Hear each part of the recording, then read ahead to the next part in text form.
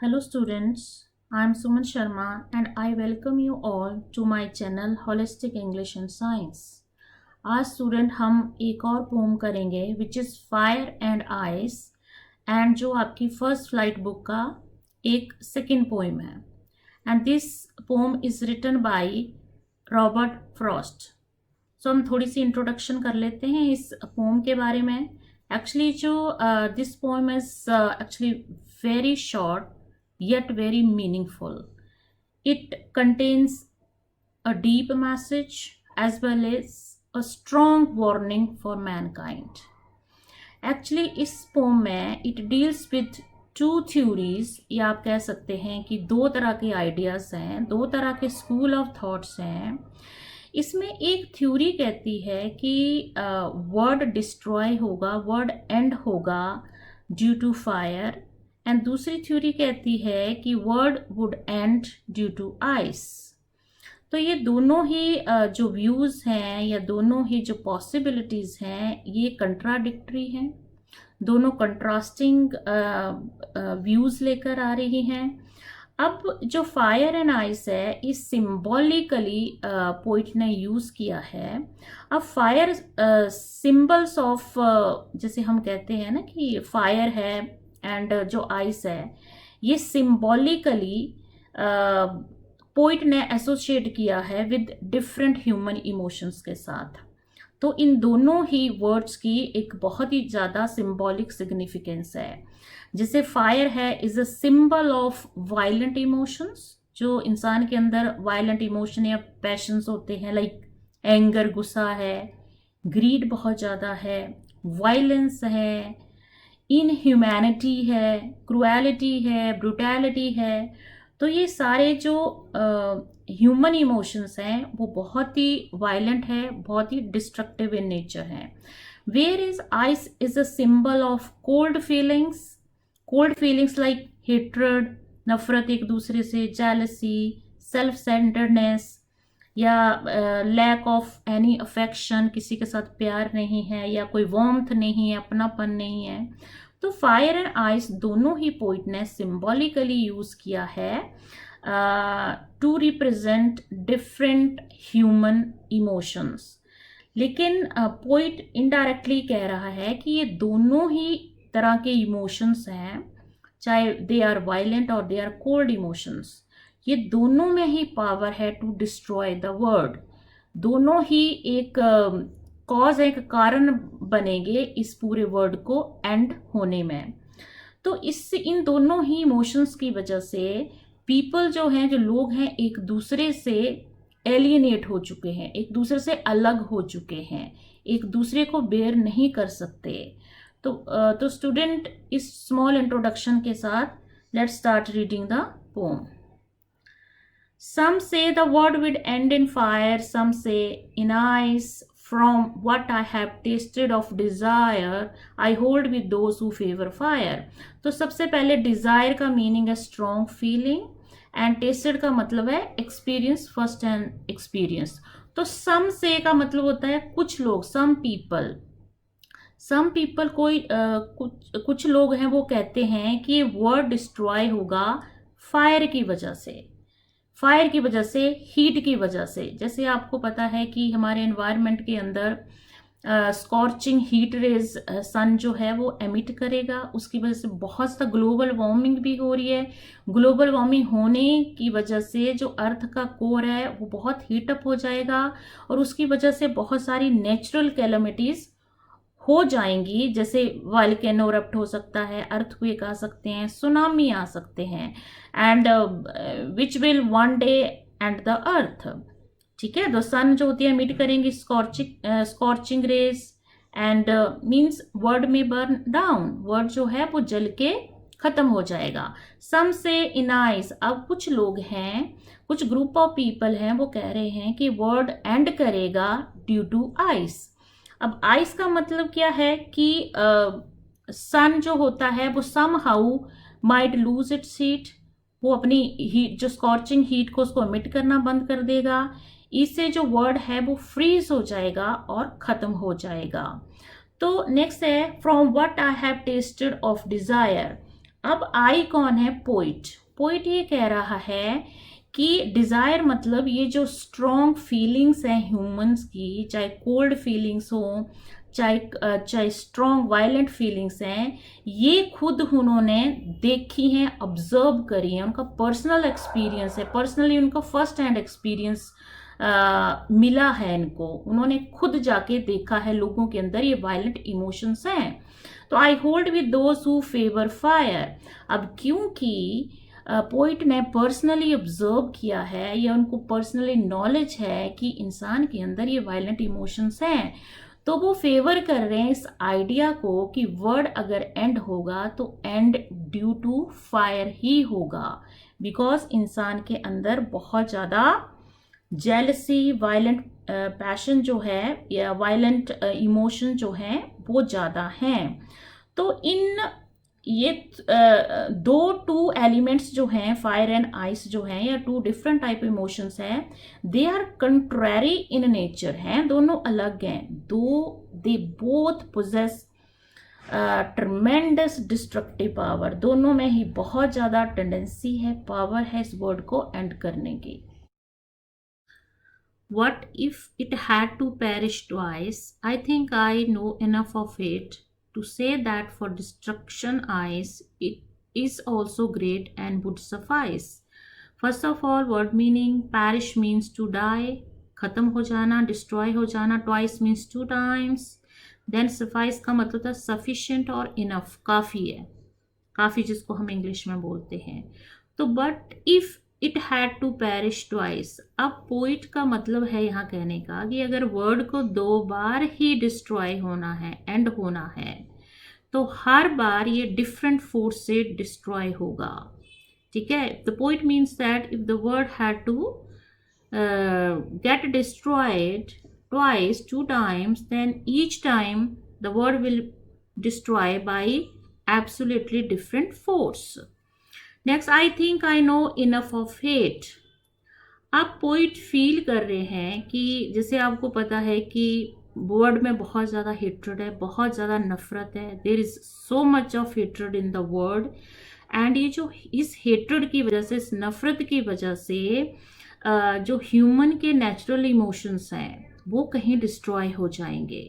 Human के natural emotions क्या हैं? काइंडनेस है, अफेक्शन है, वार्मथ है, एक दूसरे के लिए सिंपैथी है, ये नेचुरल इमोशंस हैं।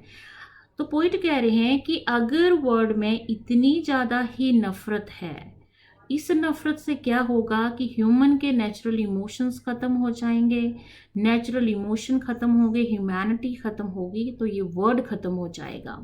To say that is for destruction of ice is also great. अब इसमें जैसे फर्स्ट एंजा में हमने किया कि पोइट फेवर करता है इस आइडिया को कि world would destroy due to fire. अब क्योंकि डिस्ट्रक्शन ऑफ वर्ड के लिए पोइट फेवर कर रहा है फायर वाले फैक्टर को, एंड फायर वाला factor means anger. But for destruction ice का मतलब है, पोइट ये कहना चाहता है कि आइस को हम दूसरा वर्ड देंगे हेट्रेड, और फायर को देंगे एंगर। वो कहते हैं जो हेट्रेड है वो भी बहुत पावरफुल है, वो भी हमारे वर्ड को डिस्ट्रॉय कर सकती है, वो भी आइस जो है वो बहुत ग्रेट है, बहुत ग्रैंड है, बहुत पावरफुल डिस्ट्रक्टिव पावर है वो फायर की तरह। तो आइस में भी वही शक्ति है वर्ड को डिस्ट्रॉय करने की जो कि फायर में है। एंड वुड सफाइस का मतलब होता है सफिशिएंट। वुड सफाइस का मतलब है, पोइट बिलीव करते हैं कि जो हेट्रेड है वो वाइड स्प्रेड है, हर जगह फैली हुई है, दुनिया में हर जगह हेट्रेड जो है फैली हुई है, और ये बहुत ज़्यादा इंटेंस है, बहुत स्ट्रॉन्ग है हेट्रेड, और ये इतनी पावरफुल है, इतनी डिस्ट्रक्टिव है ये हेट्रेड कि यही सफिशिएंट हो जाएगी इस पूरे वर्ड को खत्म करने के लिए। तो अगर नटशेल में देखा जाए तो end of the pome suggest कर रहा है कि doesn't matter which is stronger, I strong है या फायर स्ट्रॉन्ग है, वायलेंट इमोशन स्ट्रॉन्ग है या कोल्ड इमोशन स्ट्रॉन्ग है, both carry the destructive tendency or destructive power and which can destroy the world.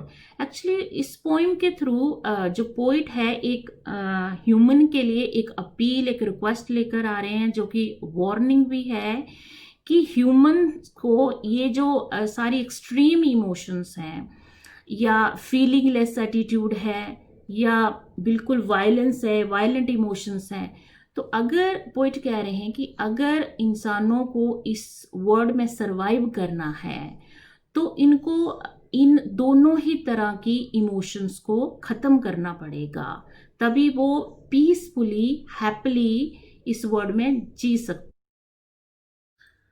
What if it had to perish twice? I think I know enough of it to say that for destruction eyes it is also great and would suffice. First of all, word meaning, perish means to die, खत्म हो जाना, destroy हो जाना, twice means 2 times.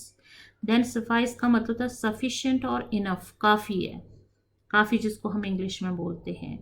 तो but if it had to perish twice, अब poet का मतलब है यहाँ कहने का कि अगर वर्ड को 2 बार ही डिस्ट्रॉय होना है, एंड होना है, तो हर बार ये डिफरेंट फोर्स से डिस्ट्रॉय होगा। ठीक है, the poet means that if the world had to get destroyed twice, 2 times, then each time the world will destroy by absolutely different force. Next, I think I know enough of hate.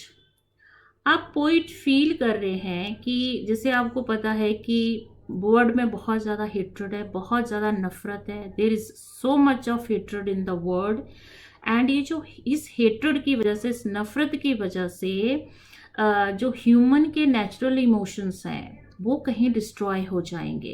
Human के natural emotions क्या हैं? Kindness है, affection है, warmth है, एक दूसरे के लिए सिंपैथी है, ये नेचुरल इमोशंस हैं। तो पोइट कह रहे हैं कि अगर वर्ल्ड में इतनी ज़्यादा ही नफरत है, इस नफरत से क्या होगा कि ह्यूमन के नेचुरल इमोशंस ख़त्म हो जाएंगे, नेचुरल इमोशन ख़त्म होंगे, ह्यूमैनिटी ख़त्म होगी, तो ये वर्ल्ड ख़त्म हो जाएगा। To say that is for destruction of ice is also great. अब इसमें जैसे फर्स्ट एंजा में हमने किया कि पोइट फेवर करता है इस आइडिया को कि world would destroy due to fire.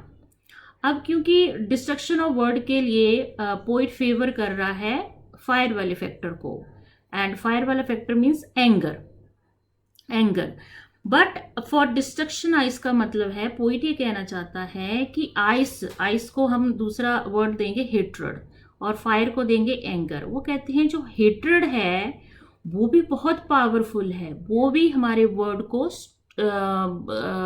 Destroy कर सकती है, वो भी आइस जो है वो बहुत ग्रेट है, बहुत ग्रैंड है, बहुत पावरफुल डिस्ट्रक्टिव पावर है वो फायर की तरह। तो आइस में भी वही शक्ति है वर्ड को डिस्ट्रॉय करने की जो कि फायर में है। एंड वुड सफाइस का मतलब होता है सफिशिएंट। वुड स्पाइस का मतलब है, पोइट बिलीव करते हैं कि जो हेट्रेड है वो वाइड स्प्रेड है, हर जगह फैली हुई है, दुनिया में हर जगह हेट्रेड जो है फैली हुई है, और ये बहुत ज़्यादा इंटेंस है, बहुत स्ट्रॉन्ग है हेट्रेड, और ये इतनी पावरफुल है, इतनी डिस्ट्रक्टिव है ये हेट्रेड कि यही सफिशिएंट हो जाएगी इस पूरे वर्ड को ख़त्म करने के लिए। तो अगर नटशेल में देखा जाए तो end of the pome suggest कर रहा है कि doesn't matter which is stronger, I strong है या फायर स्ट्रॉन्ग है, वायलेंट इमोशन स्ट्रॉन्ग है या कोल्ड इमोशन स्ट्रॉन्ग है, both carry the destructive tendency or destructive power and which can destroy the world. Actually इस पोइम के through जो poet है एक ह्यूमन के लिए एक अपील, एक रिक्वेस्ट लेकर आ रहे हैं, जो कि वार्निंग भी है कि ह्यूमन को ये जो सारी एक्सट्रीम इमोशंस हैं या फीलिंगलेस एटीट्यूड है या बिल्कुल वायलेंस है, वायलेंट इमोशंस हैं, तो अगर पोइट कह रहे हैं कि अगर इंसानों को इस वर्ल्ड में सरवाइव करना है तो इनको इन दोनों ही तरह की इमोशंस को खत्म करना पड़ेगा, तभी वो पीसफुली हैप्पीली इस वर्ल्ड में जी सकते। Students, let's do rhyming scheme of the poem. तो फर्स्ट स्टेंजा के अंदर ए राइमिंग स्कीम है, whereas in second stanza A rhyming scheme है। अब हम पोइटिक डिवाइसेस की बात कर लेते हैं। फर्स्ट ऑफ ऑल लाइन 1 और लाइन 2 में देखें तो एस साउंड रिपीट कर रही है, तो it is an alliteration. And second is anaphora. Anaphora का मीनिंग जब बिगनिंग ऑफ लाइन के वर्ड या ग्रुप ऑफ वर्ड रिपीट होता है तो उसको हम एनाफोरा कहते हैं। तो एनाफोरा एज यू सी सम से दोनों लाइनों में ये वर्ड्स रिपीट हो रहे हैं, तो this is poetic device anaphora. And third is assonance. Assonance का मतलब होता है जब कोई वोवल साउंड रिपीट होती है। एज यू कैन सी इस लाइन में आई, तो ये आई वोवल साउंड रिपीट हो रही है, तो this is assonance. And the last is enjoyment. Enjoyment का मतलब क्या होता है कि जब पंक्चुएशन मार्क नहीं होता दो या दो से ज़्यादा लाइन्स में, means when one line run on to the next without any punctuation mark, कोई फुल स्टॉप नहीं होता, क्वेश्चन मार्क नहीं होता। तो एज यू कैन से, मैं इसको रिमूव कर देती हूँ, इसमें कोई पंक्चुएशन मार्क नहीं है, इसमें है, इसमें पंक्चुएशन मार्क नहीं है, इसमें है, तो इसमें भी पंक्चुएशन मार्क नहीं है। तो ये सारा एंजॉयमेंट है। एंजॉयमेंट का मतलब होता है जब एक लाइन दूसरी लाइन में चली जाती है without any punctuation mark is called enjoyment. और दूसरा जो पोम का टाइटल है फायर एंड आइस, ये सिंबोलिज्म है, symbolism. So with this students, I am done with this poem. I hope you understood the poem well. फिर भी अगर आपको कोई डाउट है, कोई सजेशन है मेरे लिए, प्लीज़ कमेंट करना ना भूलें। And please student, if you really like the video, if you really like the explanation of the poem, please like, share and subscribe to my channel. Thank you student for watching this video.